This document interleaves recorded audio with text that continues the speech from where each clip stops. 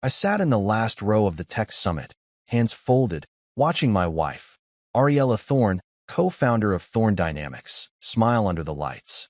My wife. My code. My life's work. She wore my algorithm like a designer dress and strutted in front of an audience she believed I didn't deserve to be in. The system she was demoing? That was mine, written on whiteboards, scribbled on napkins, tested in 3 a.m. silence while she slept. But today, I wasn't here to fight for recognition. I was here to watch. Because 6 months ago, I coded a silent execution protocol, and at 3:17 p.m., it would trigger. I came here as support, sitting as she basked in applause that echoed through every memory of my lonely vigils. Each cheer was a reminder of my invisibility and of the silent war brewing beneath polished surfaces.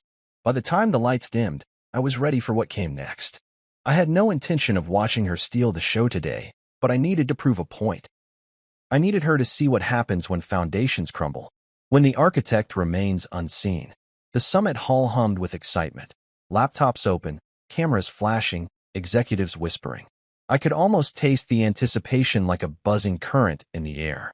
People didn't know whose code they'd applauded, but I did. I knew every function and loop.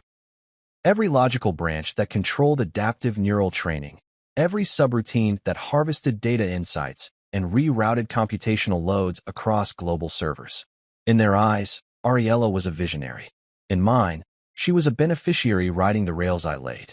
The lights dimmed as she advanced to center stage.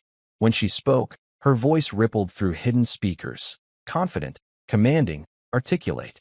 "Thank you all for joining," she began, her eyes scanning the hall. Some in the audience leaned forward, hanging on her every word. Some tapped away on keyboards, ready to broadcast her statements in real time. I shifted in my seat, listening to her describe features I wrote, attributes I architected in the lonely hours she never witnessed. She described latency reductions and self-healing feedback loops as if they were gifts from her own brilliance. Ariella clicked through slides behind her. Graphics danced across the giant screen.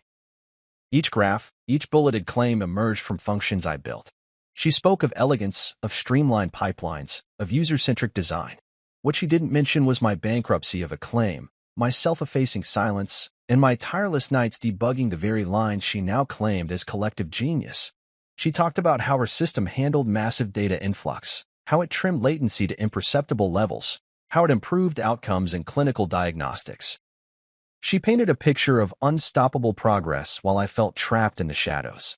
I glanced at my watch. 3:10 p.m., 7 minutes to go. 7 minutes until the silent execution protocol became active within the very code she was championing. I remembered how I coded it to trigger in the presence of exactly this configuration. A particular user token matched to her summit credentials, a silent command buried in an unused HTTP header, and the precise timestamp corresponding to her moment of triumph. Total control with zero detection until it was too late. Arclight, my private fork, was already deployed and ready. My phone vibrated in my pocket. 10 texts from Preston Vale, the new CTO she installed after revoking my access. He was thirsty for collaboration, clueless about the forces at play. I ignored him. I had no desire to explain that the world they praised was built on borrowed code, on borrowed trust. The world that would remain standing was Arclight, born from the ashes of Thorne Dynamics the moment this protocol fired. Light spilled around the stage as Ariella unveiled the final slide, a 3D animation of neural networks converging in a fractal bloom, radiating fractal petals of code that pulsed with promise. Applause rose like a tidal wave. Engineers at the back snapped photos. Venture capitalists scribbled notes furiously. Tech journalists shifted to record her every gesture. She paused to savor it, her smile broad, triumphant. The entire room glowed with her success. Mine burned quietly. 3:16 p.m. 1 minute. My heart drummed a staccato rhythm. Every breath tasted like anticipation. I felt the hair on my arm stand up. I replayed every moment leading here. The marriage vows exchanged in a church basement, the sense of partnership that turned into appropriation, the unspoken resentment when she branded our work, her vision, the late nights of refactoring and rewriting documentation she slapped her name on. I felt calm. I felt certainty. I felt satisfaction edged with sorrow. Ariella reached for a remote in her hand. She didn't know that by pressing that button, she was flipping the switch in my code too. I leaned forward, readying myself. My fingers itched to release the last fragment of cord that tied me to her triumph, to detach the scaffolding beneath her. She spoke one last catchphrase about discipline and execution, and hit the clicker. Lights shifted. The slide vanished. The summit hall lights brightened. The audience burst into applause once more. Then, 3:17 p.m. went silent inside my mind. It was time. I tapped a sequence on my phone. A cryptic code that pinged the Halion Labs server, executed the protocol, and set in motion every failsafes that would lock out her engineers, revert data pathways to my archived repository, and render Thorn Dynamics systems inert. I exhaled a long, slow release. My hands unclenched. The weight on my chest lifted. I didn't look back at Ariella's shining figure on stage. I didn't need to. In that instant, the world shifted, and I took a seat not just in this hall, but at the head of a new table. The audience's applause dimmed as confusion rippled across the giant screens behind her. They would see lines of code freeze, systems disconnect, diagnostics chart failures cascading. They would know, without words, whose code prevailed in the end. It didn't begin with a fight. It never does. It began with a shift. A subtle one. The kind you only catch when you stop romanticizing the silence and start listening to it. At first, it was small, a hesitation when someone asked how Thorn Dynamics began. Ariella used to say we. We started in a garage. We coded until sunrise. We took a risk. But then we became I. I had a vision. I fought for it. I remember the first time she left my name out entirely. It was at a casual pitch dinner with early-stage investors. She was sipping red wine, talking through her slide deck while I sat beside her, nodding supportively like a damn accessory. And I came up with the model after reviewing gaps in machine-led diagnostics. I knew we needed real-time adaptability, so I sketched the neural pathways over dinner one night, she said, her voice calm, effortless. My hand froze halfway to my glass. Dinner one night? I remembered that night, because I was the one sketching. She was asleep, mouth open, curled on the couch under a wool blanket while I paced and scribbled. I didn't say anything that night. I let it slide. I told myself it was nerves, a slip of the tongue. But it happened again. At another event. Then on a podcast. By the third investor pitch, I wasn't just invisible, I was unnecessary. Disposable.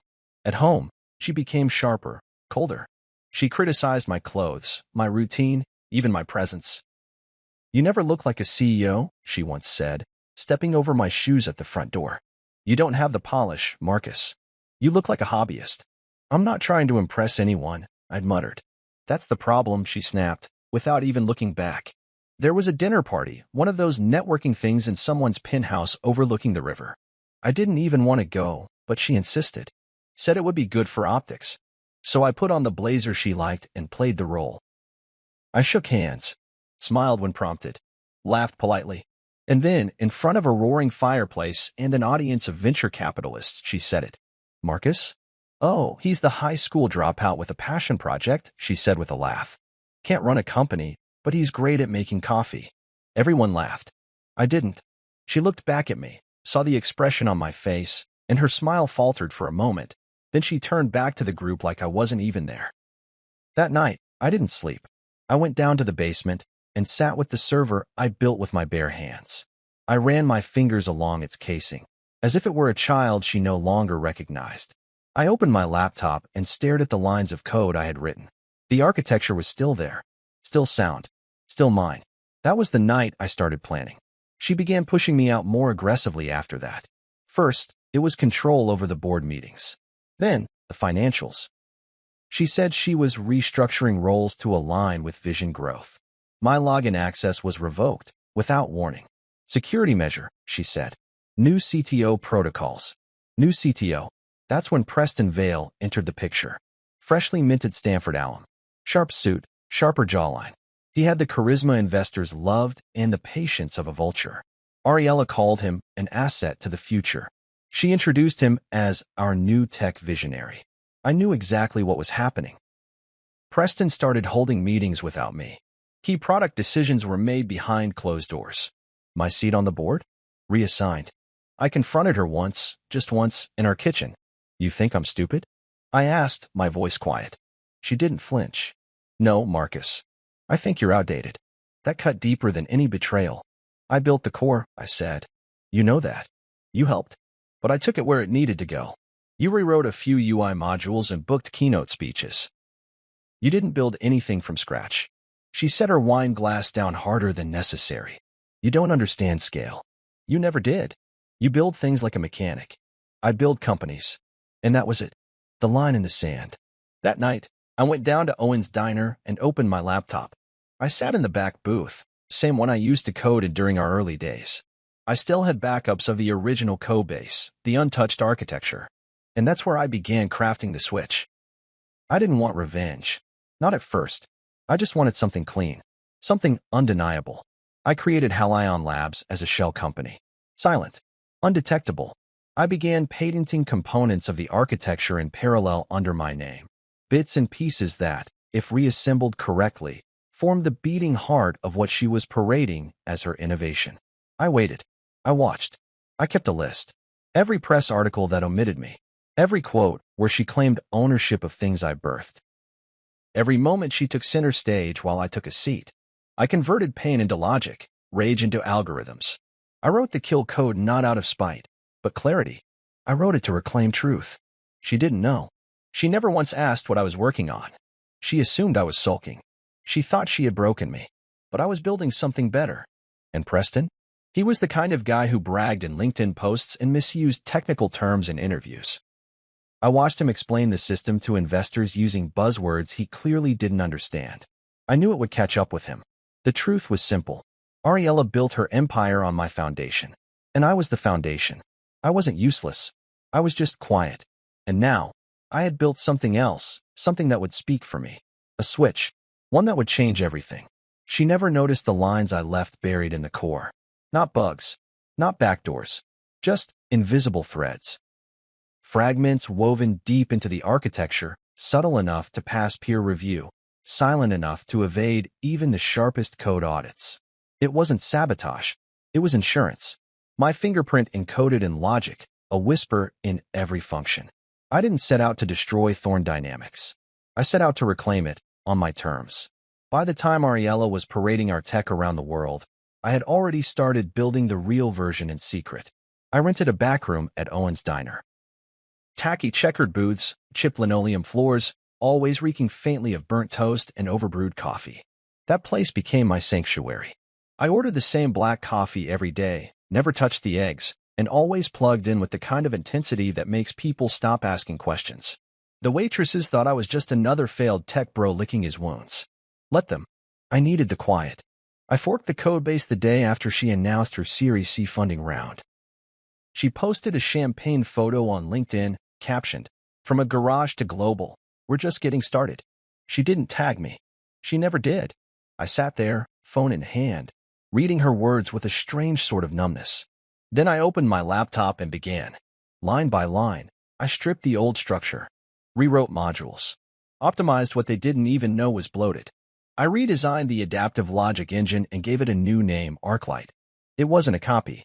It was an evolution. While she made headlines with half-understood talking points and over-designed UI mockups, I wrote code that thought, healed, and grew. I taught it to analyze anomalies and rewrite its own internal models. I gave it flexibility and fire. I gave it what she never could soul. Every morning at 6 a.m., I'd walk into the diner with a backpack full of old notes, coffee-stained napkins, torn-out journal pages, receipts scrawled with architectural diagrams. I'd sit in that booth and lose hours.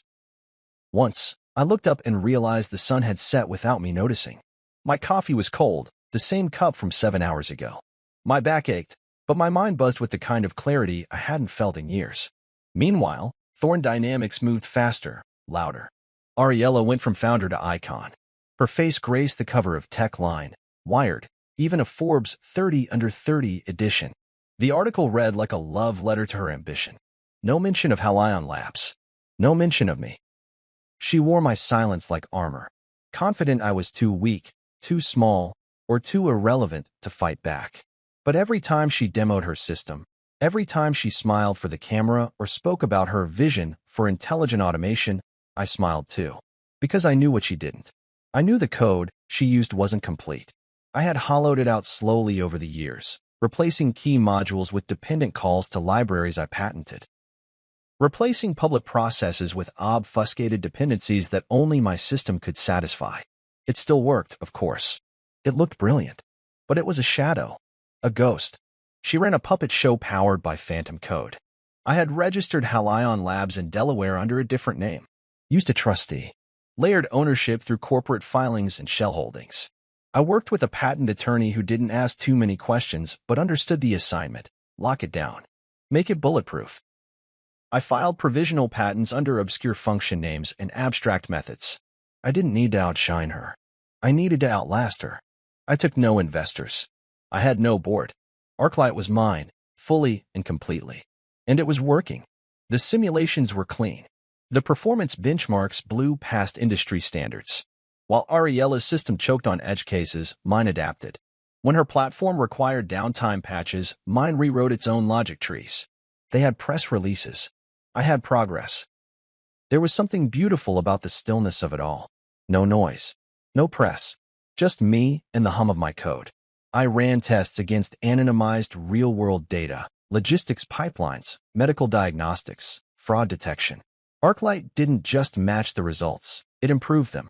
Each pass made the system sharper. It remembered its failures. It learned. One afternoon, I got a call from an old mentor, Dr. Roshan, my comp sci professor from the brief stint I spent at community college before dropping out. "Marcus," he said, voice warm with cautious curiosity, "I've been following Ariella's rise. You okay?" I hesitated. "I'm working on something. I always thought your code was too elegant to be someone else's footnote." That stayed with me. Ariella never asked where I went during the day. She didn't care. If she had, she might have noticed that the apartment was empty every morning and that I came home late, smelling like burnt coffee and printer toner. She might have noticed the change in my posture, the quiet calm I wore like armor. But she never asked. She was too busy building castles with borrowed bricks. I built ArcLight in silence. No applause. No stages. No funding rounds. But every time her system faltered or investors asked for a demo, I tightened my grip. I monitored error reports and Thorn Dynamics system logs, leaks I could access through dormant admin privileges she forgot to revoke. I watched their dev team struggle with sudden bugs they couldn't trace, UI hangups that made no logical sense. I watched Preston Vale fail to fix anything without calling outside consultants. The shadow was growing, and the moment was coming. The kill switch was ready. Not to destroy, but to reclaim. It would trigger when Ariella's system attempted a very specific type of data handshake, one used only in public demonstrations, like keynotes or summit expos. That trigger would reroute the architecture, exposing its hidden dependencies, locking out access, and collapsing the illusion of autonomy. Everything she thought she owned would fold like paper. The real system, ArcLight, would be right there to step in, not just as a replacement, as the rightful heir. Ariella once told a journalist, "I built a system that redefines possibility." She was wrong. She wore a mask made of my work. And masks don't last forever. Soon, the world would see the face beneath. They called her the AI Empress. It was laughable, if it didn't hurt so much. Wired ran a feature titled "The Woman Who Taught Machines to Think," with Ariella's face filling the cover, all cheekbones and confidence, arms crossed against a white backdrop like she'd programmed the Big Bang herself. Techline did a video profile that opened with slow-motion shots of her walking through the Thorn Dynamics lobby, her heels echoing like a drumline. Her eyes laser-focused ahead while employees stood and clapped like she was royalty passing through. Every soundbite in that video was the same kind of polished branding I'd once helped her rehearse in our living room. Back when we were we. And then there was Bloomforge, a platform once too obscure to matter, until they did a multi-part podcast series on visionaries of the next digital age. Ariella was episode 1. She spoke about ambition, drive, the courage to believe in the impossible. Not once did she mention who had actually built the foundation she stood on.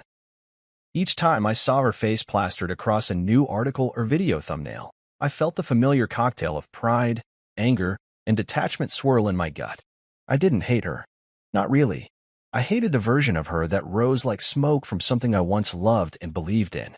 I hated the version that stared back from glossy magazine covers and investor sizzle reels, polished and curated to look like a god. She wasn't stupid, though. Ariella had always known how to play to a room. She could take a technical briefing and make it sound like a TED Talk. She didn't code anymore. I don't even think she could refactor a module without assistance. But she had something most coders don't: poise.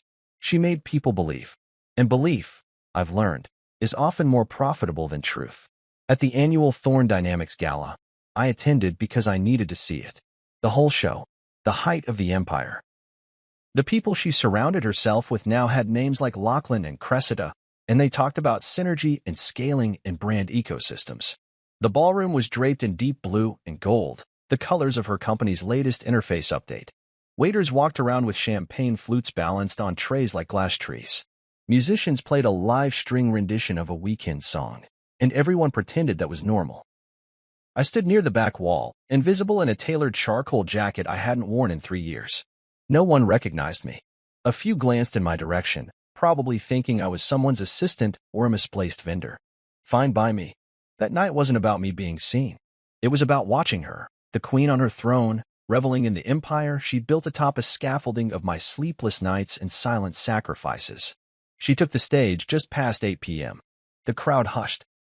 The spotlight hit her in a way that made the crystals in her earrings flicker like tiny stars. She raised her glass and gave the kind of speech that got replayed in highlight reels for months afterward. "Everything I've built," she said, pausing with that deliberate breath that made people lean in, "started with a dream and ended with discipline.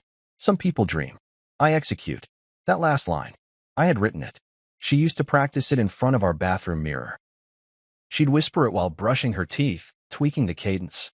"Do you think it lands, Marcus?" she once asked. And I had nodded, because it did.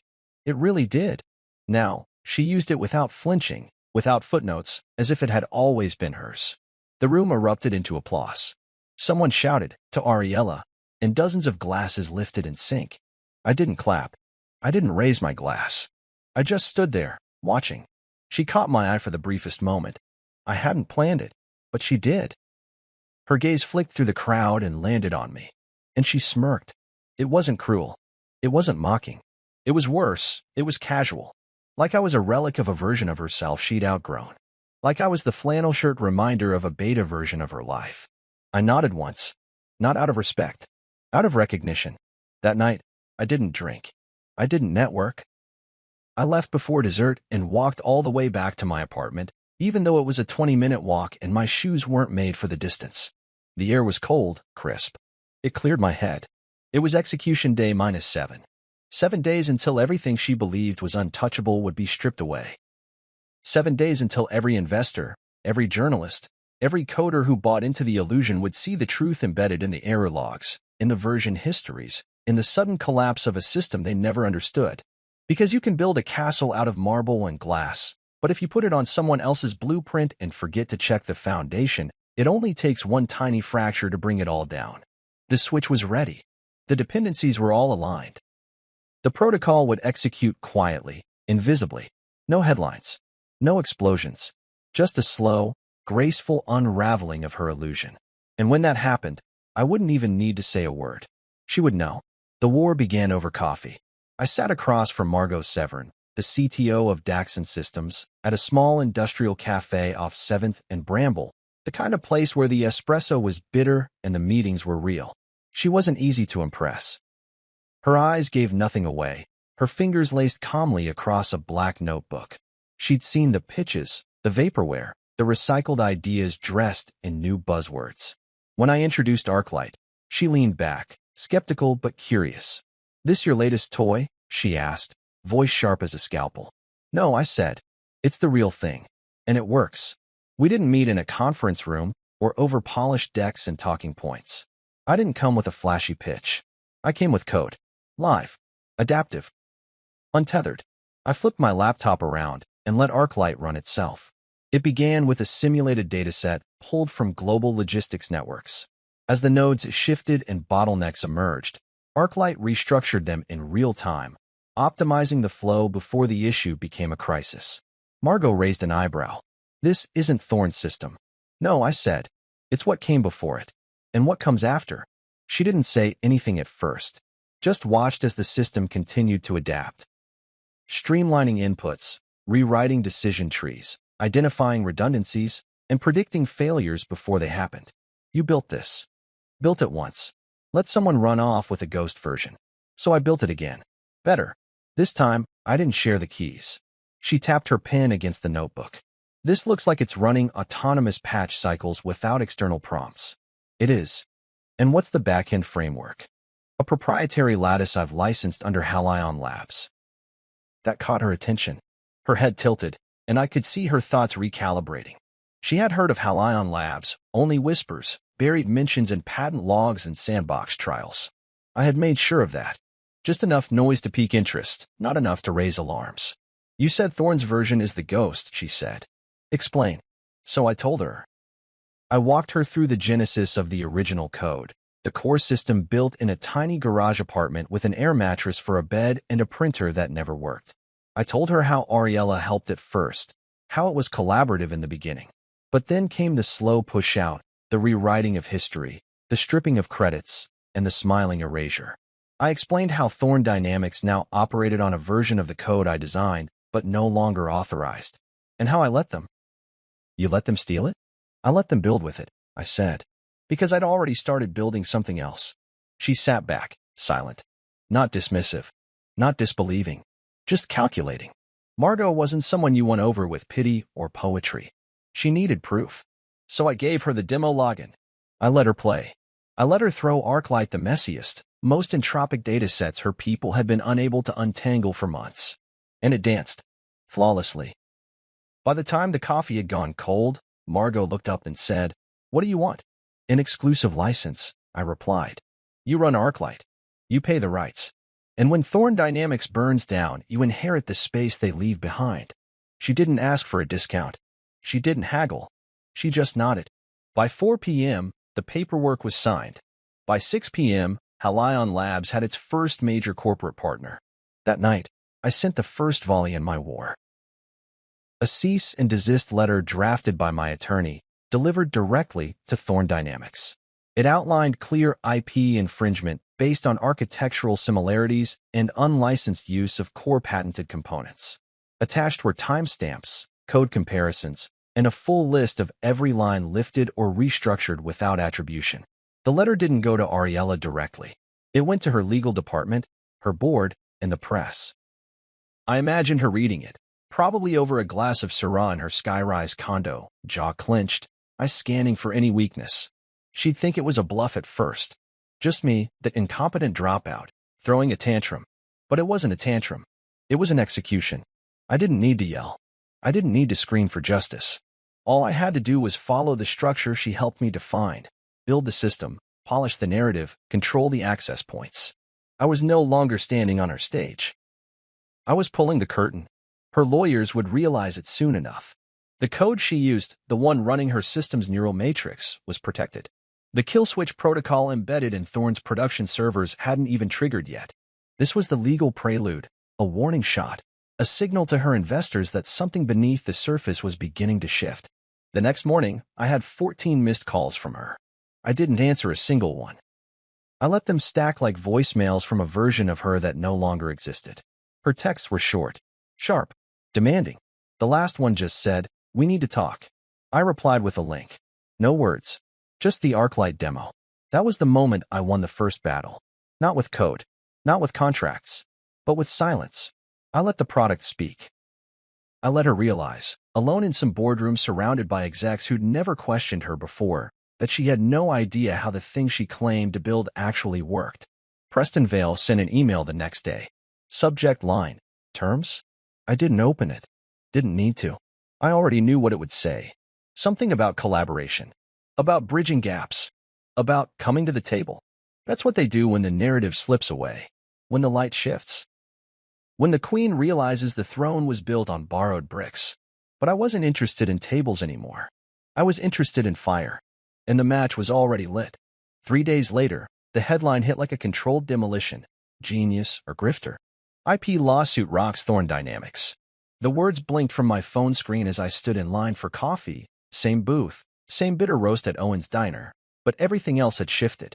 The world was catching up. Finally.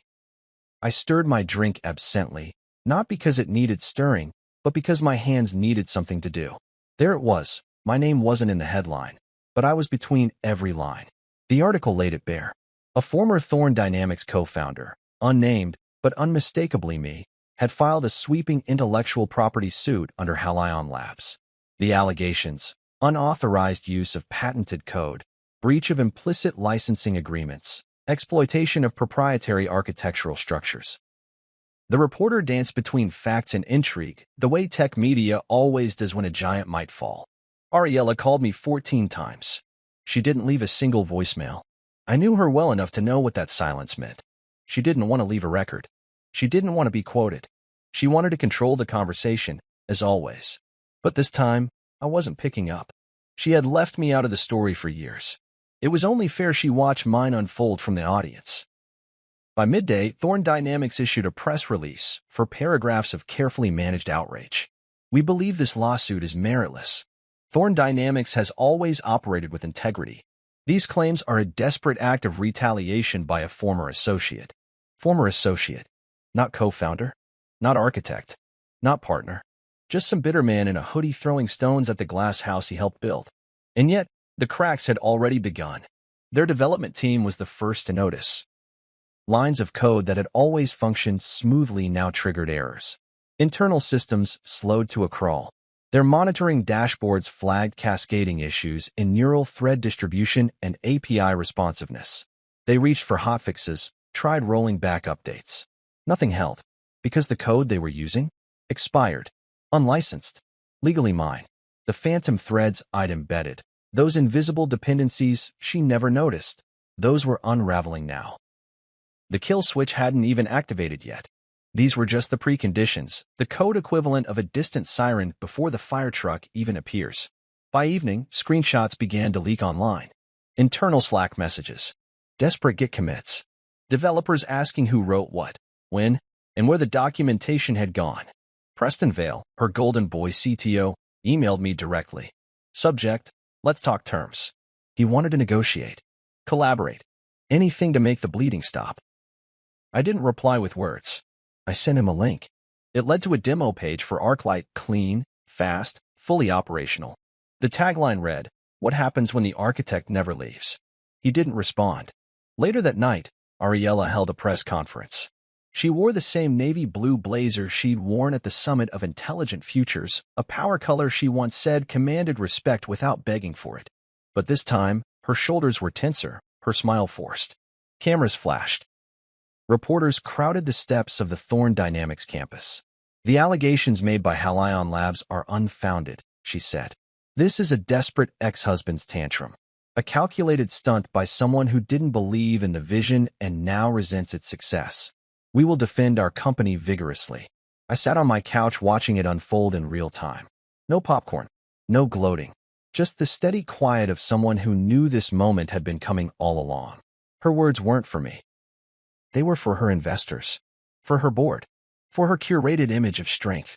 But even through the screen, I saw it. The tremble, the shift in her eyes when someone shouted, "Can you explain the source code discrepancies?" She deflected, moved on, because she couldn't. The truth was, she never knew how it worked. She couldn't defend the architecture because it wasn't hers to begin with. She was fluent in surface, slides, soundbites, symposia, but not in substance. And now, substance was what mattered. The next morning, Thorn Dynamics client portal went down. 3 major hospital networks reported outages in their AI scheduling systems. Data clusters froze mid-query. And then, one by one, their access keys failed. Reset attempts were denied. Server pings returned nothing. I hadn't disabled anything maliciously. I'd simply activated my patents. Legally. The moment Halion Labs entered enforcement mode, Thorn Dynamics' unauthorized deployments became violations. And the systems, bound by contracts she never knew existed, responded accordingly. Investors panicked. Journalists refreshed their feeds. Engineers scrambled. I was at Owen's Diner again, sipping coffee, updating ArcLight's documentation, when I got a text from a number I didn't recognize. "He's losing it. They're all pointing fingers. She hasn't left her office in 18 hours. You were right. I didn't reply. Didn't need to. I opened my laptop, pulled up a private dashboard. ArcLight's live trial through DAX and systems was performing at 130% above benchmark. It had begun generating interest from smaller firms already, startups, universities, think tanks. The quiet hum of adoption had started. And over at Thorn, the silence was turning into static. Preston tried one more time. Another email. This one longer. We should have credited you. I didn't know how deep it ran. Can we find a way to coexist? Let's avoid mutually assured destruction. Mutually assured destruction. That was cute. This wasn't destruction. This was reclamation. I leaned back, watching the news tickers crawl with phrases like plagiarism, IP theft, and foundational instability. I watched Ariella's name get dragged through articles that once praised her brilliance. She hadn't built her kingdom on lies, but she built it on my silence. And now that silence had ended, and the best part? I still hadn't triggered the kill switch. That was scheduled for 3:17 p.m. at the summit. I'd embedded it in a demo protocol she planned to run on stage. That final showcase, the one meant to relaunch confidence in Thorn's technology, would be the moment it all goes dark. Because I didn't want her to crash behind closed doors. I wanted her to stand on stage, in front of every camera, every investor, every journalist, and realize the world she built without me no longer answered to her. It answered to me. At 10:02 a.m., the backstage crew at the Summit of Intelligent Futures was scrambling to replace a faulty uplink cable. I was standing by the loading dock, badge clipped to a hoodie, unnoticed by the swarm of engineers, volunteers, and tech executives. In another hour, I'd walk the same stage Ariella had once claimed like a throne. But today, it wouldn't be her stage. Not anymore. I hadn't planned to speak publicly. I'd spent months working in shadows, beneath headlines, behind shell corporations and patent filings. But sometimes, the truth demands a voice. And sometimes, the only way to make it undeniable is to say it aloud, on the record, where everyone who ignored you before can't look away. ArcLight's final deployment build had been completed just after midnight. The system was humming. No bugs. No warnings. It passed every performance test with room to spare. Its neural mesh interface had even adapted to a novel training scenario I fed it overnight, something Ariella's system would have choked on in seconds. I didn't need validation anymore. I had proof. And proof, in our world, eats applause for breakfast. I stepped into the green room, pulled out my laptop, and loaded the final deck. Simple, clean, black background, white text. No fluff. No transitions. Just data. Facts. Results. One of the volunteers peeked in, tablet in hand. You're on after DR.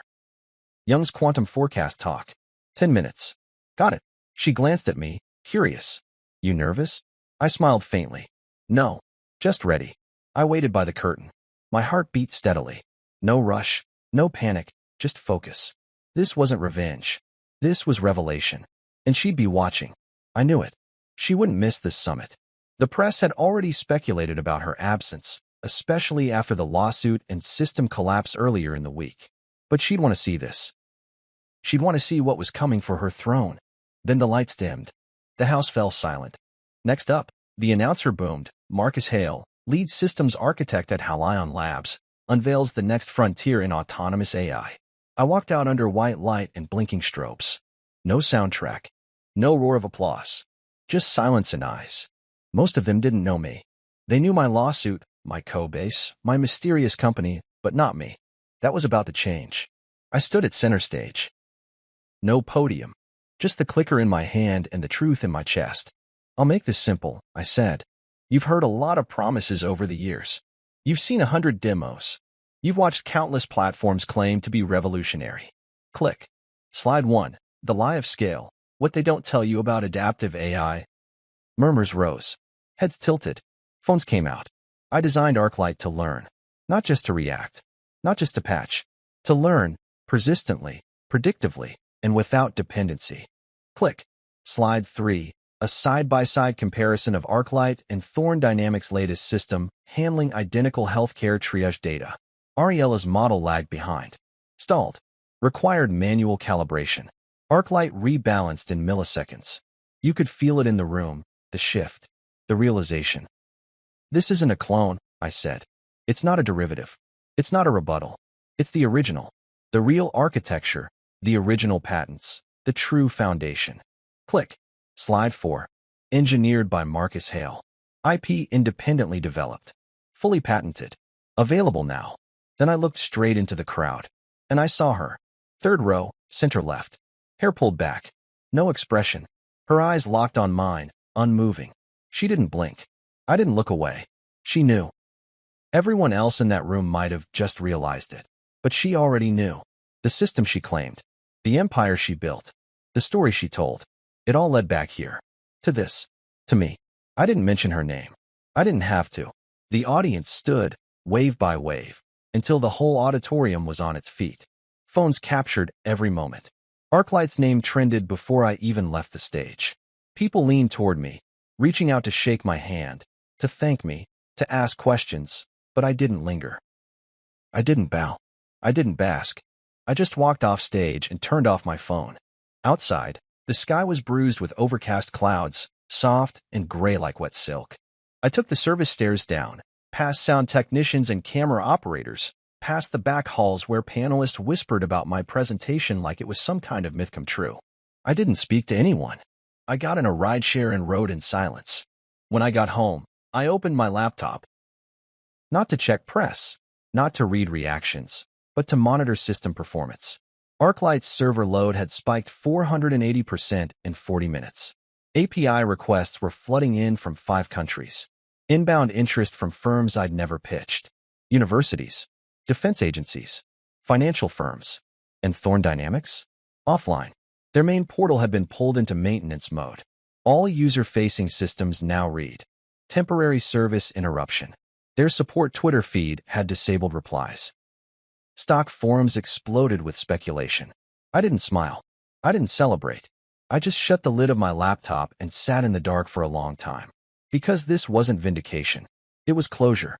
The truth had been uploaded. Visible. Undeniable. Unerasable. And now the world knew what I had always known. I built the storm. And now I'd stepped into the light.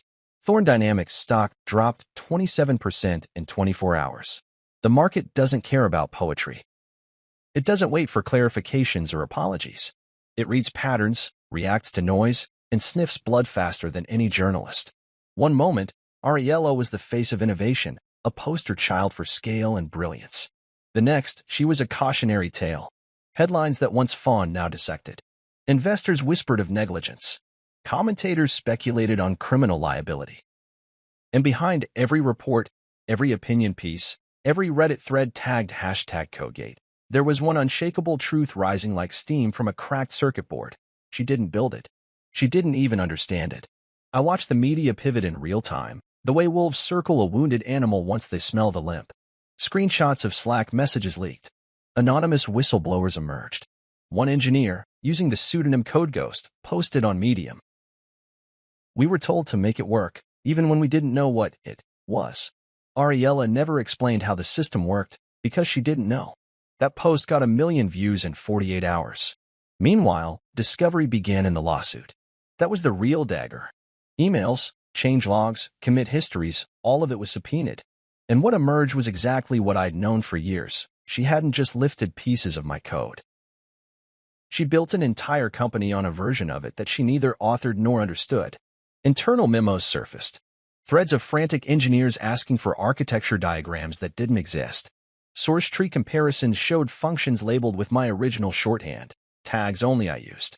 A code expert noted that several modules were built in my original syntax style, a quirk I developed in our earliest prototype. A double underscore for adaptive threads, a method naming format that blended poetry and logic, like underscore Nexus Bloom and underscore Veil Shift. Those were mine, and now they were evidence. Thorn Dynamics lawyers scrambled to argue shared inspiration. They claimed I had abandoned contribution when I stepped away from the board. But that was the thing, they'd locked me out. And then they pretended I'd never been there. But you can't erase fingerprints from DNA. Every day, more partners pulled out. Retailers dropped licensing agreements. 2 of their biggest enterprise clients, Gaia-Tech and Astries, publicly terminated contracts citing breach of trust and IP irregularities. I didn't gloat. There was no need. The truth was doing what truth always does when you give it time and proof. It burned through the noise like acid. Ariella tried to fight it, at first. Released a statement. We believed we had original IP. Believed. That word struck me like a dull thud in the chest. Belief isn't proof. Belief is an ownership. You don't get to believe something belongs to you just because you repeated the lie enough times. Not when the code tells a different story. I thought of all the nights I'd stayed up debugging frameworks while she slept. The times I'd written patches on the fly before investor demos. The moments she thanked me in private and took the credit in public. I thought of the nights I stared at the ceiling, wondering if I was overreacting.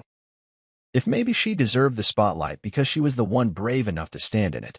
But now, the light had turned harsh, unforgiving, and what it revealed wasn't a visionary. It was a scavenger. The irony? She didn't even steal the code. She stole the meaning of it. Because you can lift code, fork systems, refactor logic. But the meaning, the architecture beneath the architecture, the way pieces harmonize instead of compete, that's something only the original mind can carry. And now, with everything falling apart, Ariella was being asked to rebuild something she never truly held in her hands. It showed in her interviews. The poise was gone. The polish stripped. Her eyes, once razor-sharp behind rimless glasses, looked tired. In a hastily arranged Q&A on a niche financial news site, she gave clipped, shallow answers. One tech reporter asked her to walk through the design logic of ThornOS's prediction model. She paused, froze, then said, "That was more of a team effort. It was a lie. That part, the prediction model, was the heart of the code I buried inside ThornOS. It was what made the system appear intelligent, like it understood causality. Without it, Thorn Dynamics was just another skin-deep interface with a shiny dashboard and broken insights. And now, without access to that architecture, the company wasn't just bleeding. It was hollow. I got an email from one of their junior developers. Anonymously. It simply read, "I didn't know. I'm sorry." I replied, "You weren't supposed to know. That's how they designed it." Because that was the truth. Most of the people at Thorn Dynamics weren't evil. They were just compartmentalized. Fed the brand. Kept distant from the core. Ariella didn't want a team. She wanted a spotlight. And now that the spotlight was turning toxic, she had no shadows to hide in. One night, I walked past the Thorn Dynamics building. I stood across the street, hood up, hands in my pockets. It looked the same, modern, gleaming, efficient. The lights still burned on the higher floors. But something about it felt empty, like the shell of a brilliant lie. I stared at the logo etched into the glass and remembered painting that first version on a corkboard in our old apartment. I'd sketched it with a Sharpie. She laughed at how crooked it was. Back then, it was ours. Now it was just a monument to what she'd taken and what I'd reclaimed. I didn't feel triumphant. I felt still, like standing in the quiet after a storm, watching pieces fall where they may. And the world? The world was watching too. It didn't arrive with fanfare. No press leaks. No live statement. Just a quiet headline on an industry blog posted at 6:12 a.m., buried beneath more pressing tech gossip and regulatory updates. Ariella Thorn steps down as CEO of Thorn Dynamics. No drama. No deflection. No quote from her legal team. Just the end of a chapter written in borrowed ink. I was standing at my kitchen counter when I saw it. Coffee cooling beside my hand. Laptop open. A dozen tabs blinking updates from ArcLight's back-end metrics. The message was short, almost surgical. She was stepping away to pursue new creative ventures, thanking the brilliant minds who had made Thorn Dynamics what it was. No admission of guilt, no mention of me, and certainly no apology. But I didn't expect one. I leaned against the sink, the morning sun cutting across the floor in long amber lines, and stared at her official statement, posted on Thorn's company site just minutes before the news broke. The image struck me first. A black and white portrait Ariella, half-turned, sharp jawline. I shadowed, but proud. It looked like something meant for a biography, not a resignation. Carefully curated. Timeless, if you didn't know the truth behind the pixels. Her words were even more polished. Leadership is not about holding on. It's about knowing when to pass the torch. I'm proud of what we've accomplished, and I leave with nothing but gratitude for the journey. Gratitude. That word made something twist in my chest. Because the last time I saw gratitude in her eyes, it was in the form of a soft thank you whispered before a keynote. I had handed her the last bug-free prototype 2 hours before she went on stage, after pulling a 16-hour coding sprint to get it functional. She kissed my cheek, stepped into the lights, and introduced herself as the sole architect of the future. That was 3 years ago. Now here we were.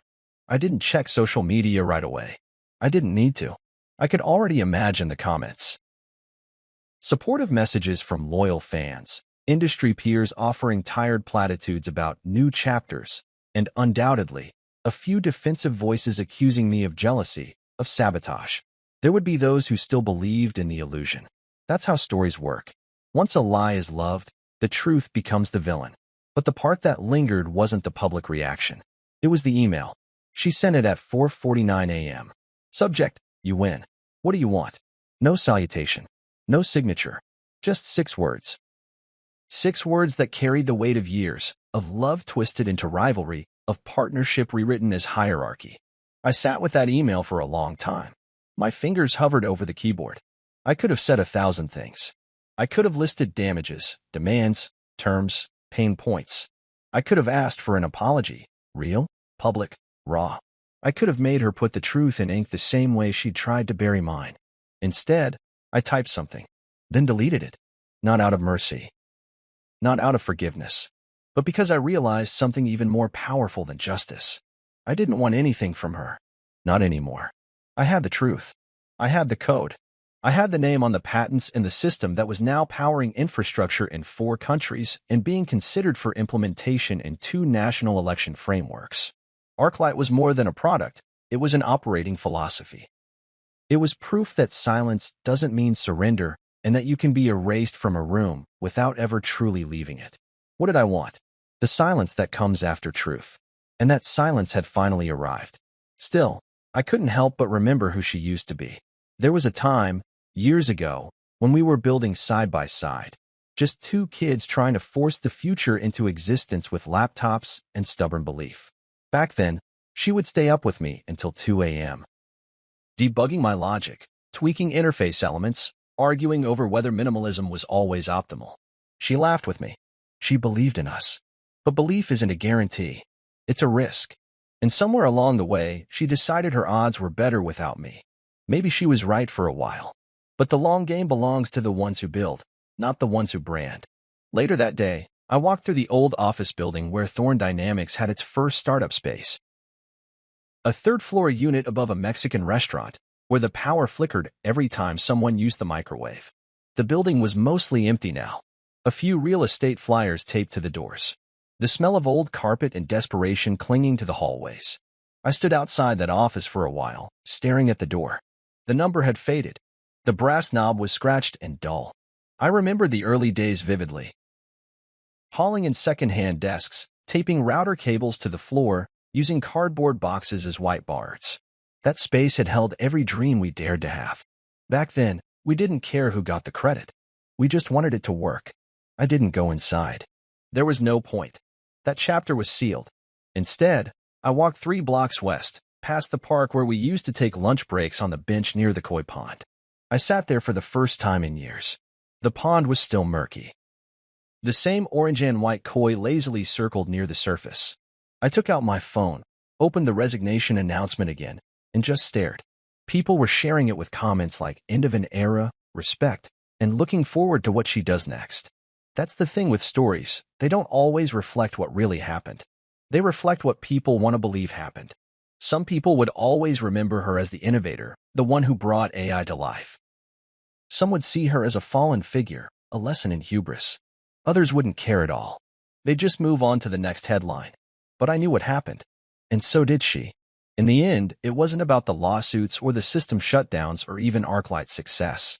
It was about standing in front of the machine I built and knowing, without needing anyone else's approval, that I had done something real. That the hours I poured into whiteboard sketches and late-night code marathons weren't wasted just because someone tried to claim them. They were mine. Always were. I opened her email one last time. Reread those 6 words. Closed it. Then I archived it. That evening, I walked past a bookstore and saw a display in the window. Women Who Changed the Future. Her face was on the cover of one of the books. Still printed, still published, still praised. I paused, stared for a moment, and then smiled, not bitter, not mocking. Just calm. Let the world keep their myths. I had something better. I had the source code. And this time, I wasn't sharing it with anyone who hadn't earned it. 6 months ago, she called me incompetent. Not to my face, of course. Ariella was too careful for that. She said it during a panel interview, somewhere between her usual lines about innovation and discipline. Not everyone is built for execution, she'd said, her voice silky under stage lights. Some people are better at dreaming than doing. The audience laughed politely. The moderator smiled. And I sat in the dark, watching her discard me with a sentence. No? I own the patents, the trademarks, the architecture, the future. ArcLight wasn't just a product anymore. It was an ecosystem, a standard. Governments used it to track emergency logistics. Hospitals used it to triage care. Elections ran smoother. Fraud detection sharpened. Entire departments of people who once dismissed me were now building on top of my foundation. And for once, my name wasn't tucked behind someone else's spotlight. It was on the front of the brochure, on the keynote slides, on the legal documents. Marcus Hale, chief architect, founder of Halion Labs. I didn't chase applause. I chased clarity. And clarity rewarded me with contracts, equity, and a voice in rooms I once couldn't enter without someone else's invitation. I gave interviews selectively, spoke on panels sparingly. I wore clean suits with no logos. Let my work speak while others scrambled to find the next hype cycle. I wasn't the angry man from the lawsuit. I was the guy who wrote code that didn't flinch under pressure. Ariella, though, she was somewhere I couldn't quite place anymore. I caught wind of her on a second-tier tech podcast, something shot in someone's spare bedroom with poor lighting and a clickbait title, The Rise, Fall, and Rise Again. She looked tired, leaner, like the spotlight had burned more than it revealed. She still spoke in polished lines, still wore that poised look. But the certainty was gone. At one point, the host asked, looking back, "What would you say was your biggest mistake?" She gave a long pause, then said, "Success is a team effort." I just chose the wrong team. No names. Just blame in a new wrapping. I turned off the video. No need to finish. That wasn't closure. That was her trying to rewrite her ending one last time. But I had already archived our story in full. Later that night, I deployed a new ArcLight update, adaptive trust modules, something she would have never understood. Too subtle, too intricate. It wasn't built for applause. It was built to work. I didn't toast. I didn't celebrate. I just closed the laptop, stepped into the night air, and breathed. Because revenge wasn't a headline. It was a clean line of code, perfectly executed. Just like I planned.